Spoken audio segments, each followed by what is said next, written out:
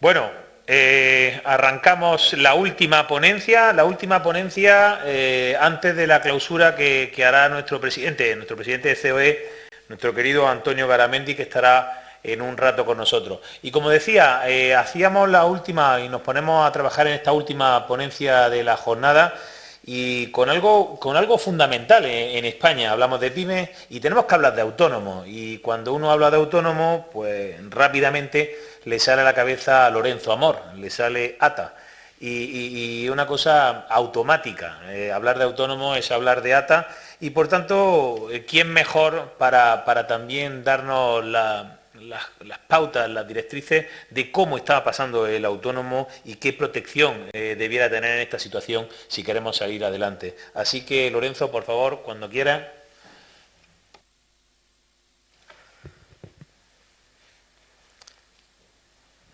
Muchas gracias, querido presidente. Muchas gracias, amigo Gerardo. Gracias, en primer lugar, por invitarme a una jornada tan importante que está realizándose PYME. Además, también en un momento tan necesario.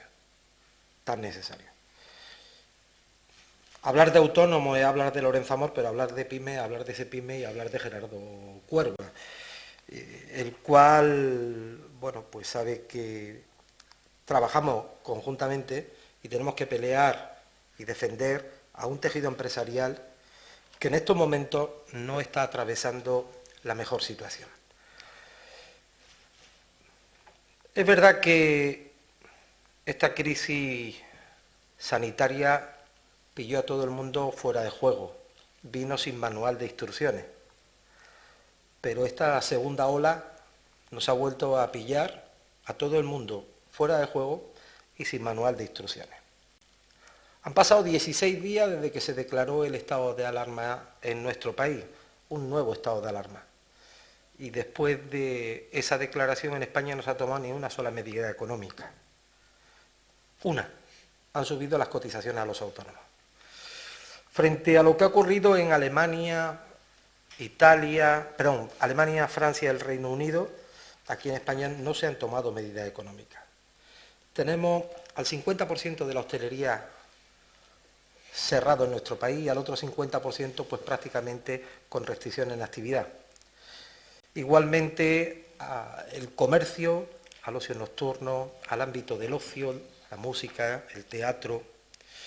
Y esto indudablemente está afectando en gran medida a la economía, al consumo y a la actividad de muchos autónomos y de pymes. Es cierto que ha habido medidas que se han tomado a lo largo de estos tiempos que han servido para frenar la desaparición de autónomos y la caída del empleo.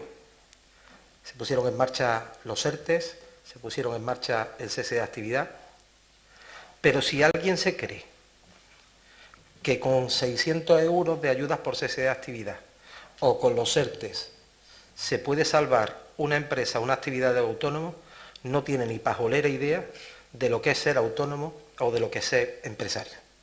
Está muy bien que se ha puesto en marcha los créditos, han sido un salvavidas y un colchón de liquidez a muchas empresas y a muchos autónomos en determinados momentos.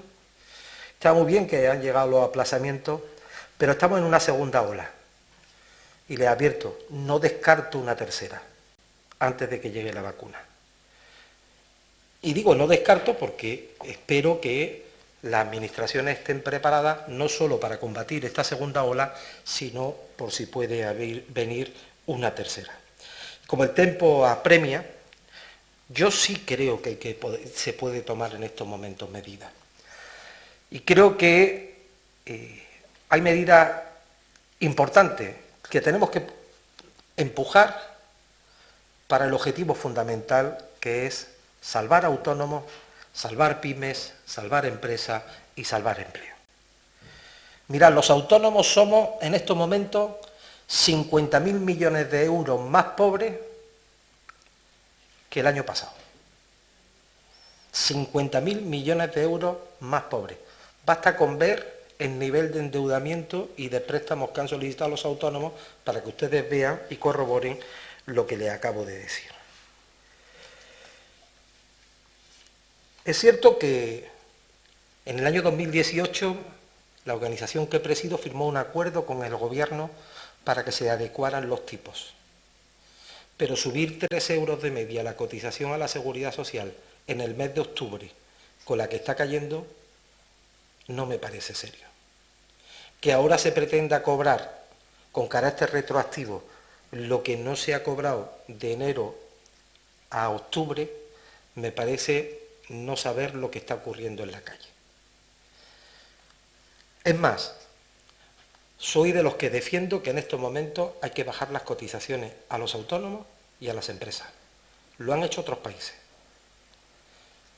Y es necesario, porque no todas las empresas pueden acudir a ERTE, ni todos los autónomos pueden acceder a la ayuda por cese de actividad. Los ERTE, y esto es algo que Gerardo se encarga de decir a menudo, y yo lo corroboro con la afirmación que voy a decir, los ERTE hay que prolongarlos mientras más lejos mejor, porque los que contratan y generan empleo, aquellos que han decidido en su vida arriesgar su patrimonio, el de su familia, para generar actividad y empleo, necesitan certidumbre. Los trabajadores también. Por eso es importante que si tenemos un estado de alarma ahora mismo hasta el 9 de mayo, los ERTE ya se hayan prorrogado como mínimo hasta el 1 de junio, como mínimo. También tenía que haber ocurrido eso con las ayudas por cese de actividad a los autónomos, para dar tranquilidad. Hay que suspender cualquier subida de impuestos, ya sea del diésel, subida de IVA, o la que sea. O alguien se cree que porque le suban a una gran empresa los impuestos o haya una nueva tasa de transacción financiera, eso no se va a cobrar a la pyme, al autónomo o al consumidor, o en este caso al cliente. El IVA a sectores, como han hecho otros países, a determinados sectores hay que reducirlo, porque están muy bien las líneas de rentas que se han puesto en marcha. Está muy bien que estemos dando 600 euros al autónomo, que estemos cubriendo las prestaciones por desempleo de las personas que lo necesitan, pero la economía hay que activarla, y hay que activar el consumo y la demanda. Y para eso hay que establecer medidas que atraigan ese consumo y esa demanda, sobre todo en el momento en el que estamos. Por ejemplo, bajar el IVA a la hostelería, a la peluquería, a los gimnasios y a otros sectores. Por ejemplo, el comercio también, ¿no? Lo he dicho antes, se pusieron en marcha las líneas de ICO liquidez, funcionaron muy bien al principio, en estos momentos tienen menos demanda, y yo no digo que haya menos demanda, hay determinados sectores que tienen vetado el crédito ahora mismo. Hay mucha gente que está viendo esto. Hay muchos sectores que tienen vetado el crédito, porque hay quien piensa que prestar a la hostelería puede ser un activo tóxico, o prestar al comercio. Espero que se impulse una nueva línea de liquidez del ICO que pueda llegar a todos los sectores que lo necesitan en estos momentos.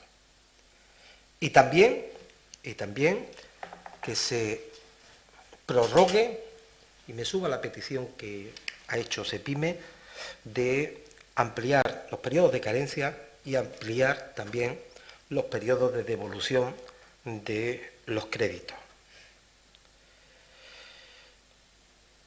Lo decía antes, con una ayuda por cese de actividad o con los ERTE no se puede mantener un negocio. Cuando tienes que pagar unos alquileres, cuando tienes que pagar suministros, cuando tienes unos gastos fijos. A mí me hubiera gustado que hubiera habido un plan de ayuda al alquiler, como se ha hecho en otros sitios, y ayudar a la gente que necesitaba un rescate y que necesita un rescate en el peor momento. Lo que espero es que tampoco, mientras tengan una pyme o un autónomo el negocio cerrado, no se le obligue a pagar impuestos. Es lo único que espero, que no se le obligue a pagar impuestos y cotizaciones a aquellos que ahora mismo tengan su negocio cerrado por orden administrativa. Y evidentemente la situación para muchos autónomos y muchas pymes en cuanto a la liquidez es tan mala como en el mes de abril.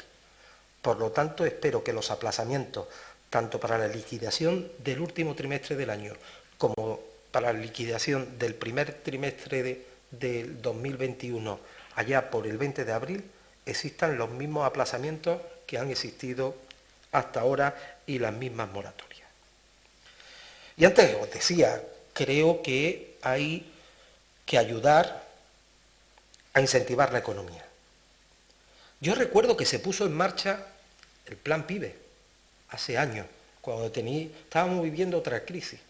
Y recuerdo cómo aquel Plan PIBE fue una inyección económica en un principio, pero tuvo un retorno rápido, no solo por el IVA que pagan los vehículos, sino por los impuestos de matriculaciones, por las tasas de ocupación de tracción de vehículos. Pues en estos momentos hay que tomar esas medidas también que existen en la economía. No digo ninguna burrada, porque se ha hecho, por ejemplo, en otros países. Si ponemos en marcha un bono para los 18 millones de familias españolas que puedan consumir en el comercio de proximidad, un bono de 200 euros. Si es que eso inmediatamente repercute en IVA y mueve la economía. Tampoco digo ninguna barbaridad.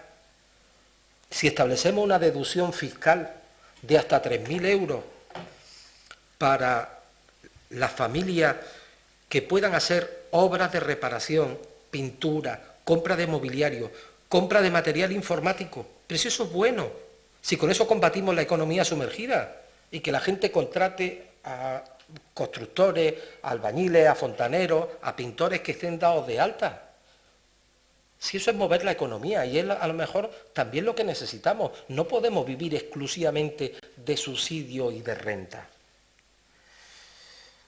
Y hablando de subsidio y de renta, yo creo que hay sectores muy afectados. Muy afectados. En general está toda la economía y todo el sector productivo. Pero no se puede dejar a los taxistas en estos momentos decretar un estado de alarma, decretar un cierre a las 11 de la noche, sin vuelo, sin hoteles y sin trenes, y no salir a su rescate. Es que es un servicio público. Puedo hablar de los taxistas, como puedo hablar del ocio nocturno, como puedo hablar de lo que está ocurriendo en la hostelería, como puedo hablar del ocio infantil, como puedo hablar del sector de los eventos, de la industria audiovisual, de sonido, de los fotógrafos y de tantos sectores que llevan mucho tiempo sin realizar su actividad. Pero como me han dado media hora y todavía tengo tiempo, quiero hablarles de algo que se ha hablado mucho en estos últimos días. Adecuar cotizaciones a los ingresos reales. Qué bonito suena esto. Pero partimos de un error.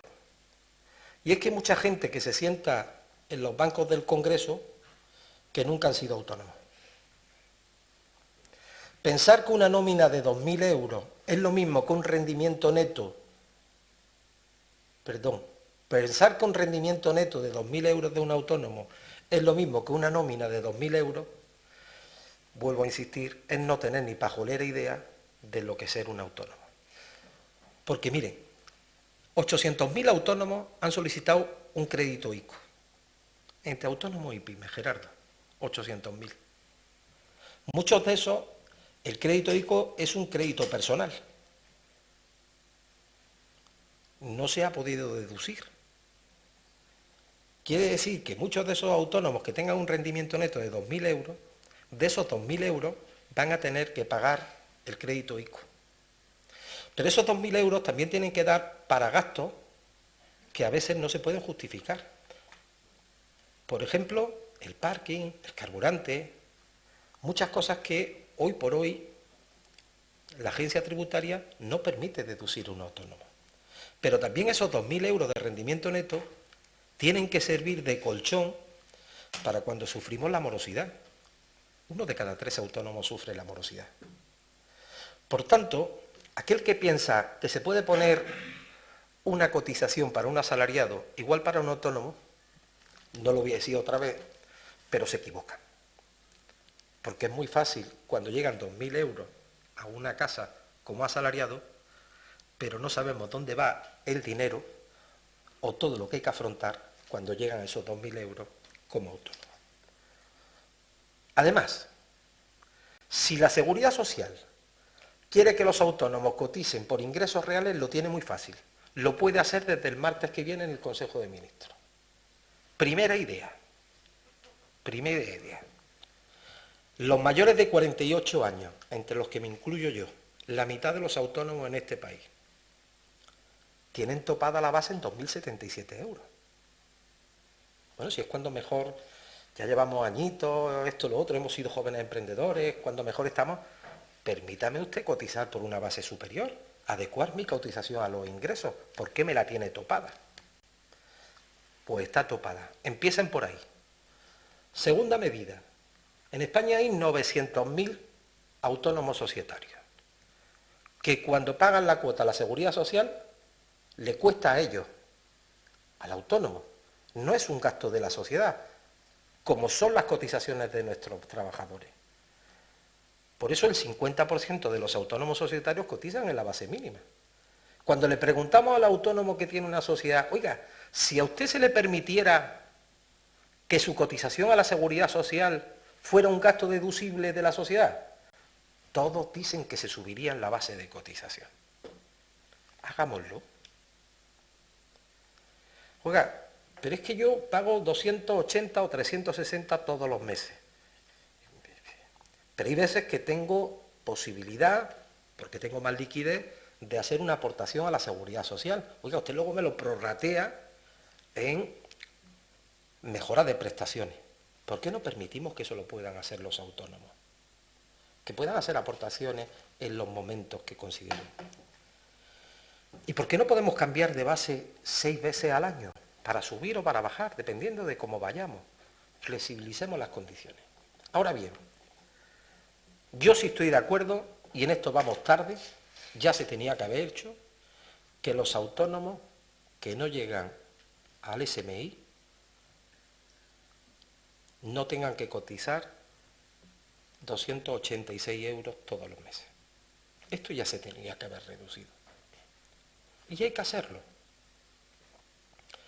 Ahora, me da la sensación que algunos plantean lo de adecuar cotizaciones a los ingresos más con afán recaudatorio que con afán de justicia social. Yo he llegado a oír decir que esto de cotizar por ingresos reales va a mejorar las prestaciones de los autónomos. Oiga, pero si un autónomo puede elegir su base de cotización entre 944 y 4.000 euros, el que pueda se la subirá. Lo que hay es que concienciar a la gente que cuando pueda mejore sus cotizaciones, porque eso le da mejores prestaciones. Por eso les digo, no nos dejemos llevar por el mantra, sí, como recomienda la recomendación cuarta del Pacto de Toledo, busquemos medidas en base al diálogo social, a la diversidad que tiene el colectivo de autónomos, medidas que sirvan para que los autónomos puedan adecuar las cotizaciones a los ingresos. Yo le he dado, ahora les he señalado 5 medidas para que los autónomos adecúen cotizaciones a los ingresos. En ninguna de ellas le he dicho que obligatoriamente el autónomo, dependiendo de lo que gane, tenga que cotizar más. Entre otras cosas, porque en España hay 3.255.000 autónomos. De esos 3.255.000 autónomos, la agencia tributaria solo conoce realmente y objetivamente los ingresos reales de 1.500.000 autónomos, que son los que están en estimación directa. Porque ni los 900.000 autónomos societarios conocen cuáles son sus ingresos, porque son los ingresos de la sociedad, ni los 570.000 que están en módulos tampoco los conocen porque los fija el rendimiento neto una orden ministerial, ni los familiares de autónomos se conoce cuáles son sus rendimientos netos porque los declara el autónomo principal. Hablar de una revolución en el RETA, como he oído algunos, para plantear un sistema objetivo solo para el 42% de los autónomos, permítame que le diga, no me parece nada serio. Querido Gerardo, concluyo pues poniéndome a disposición, como siempre he hecho, del presidente de CEPIME, para trabajar conjuntamente, porque creo que tenemos una tarea importante por delante. Si estamos reclamando a las administraciones que es el momento de salvar autónomos, de salvar pymes, de salvar empresas y empleo, creo que desde esta casa y desde la coordinación que tenemos todos, tenemos que trabajar conjuntamente en base al diálogo, a la lealtad institucional, para que podamos salvar al mayor número de empresas, autónomos y pymes en los tiempos que se nos avecinan. Muchas gracias. Muchísimas gracias, Lorenzo. Si alguien conoce y lo desgrana, el problema, qué problema tiene el autónomo, qué soluciones puede aportar el autónomo también para colaborar con esta situación crítica que estamos atravesando, sin duda ATA, sin duda Lorenzo Amor. Perdonáis un par de minutos, cambiamos la mesa y tenemos el privilegio de contar con nuestro presidente, con el presidente de COE, con Antonio Garamendi, para que clausura esta jornada de trabajo.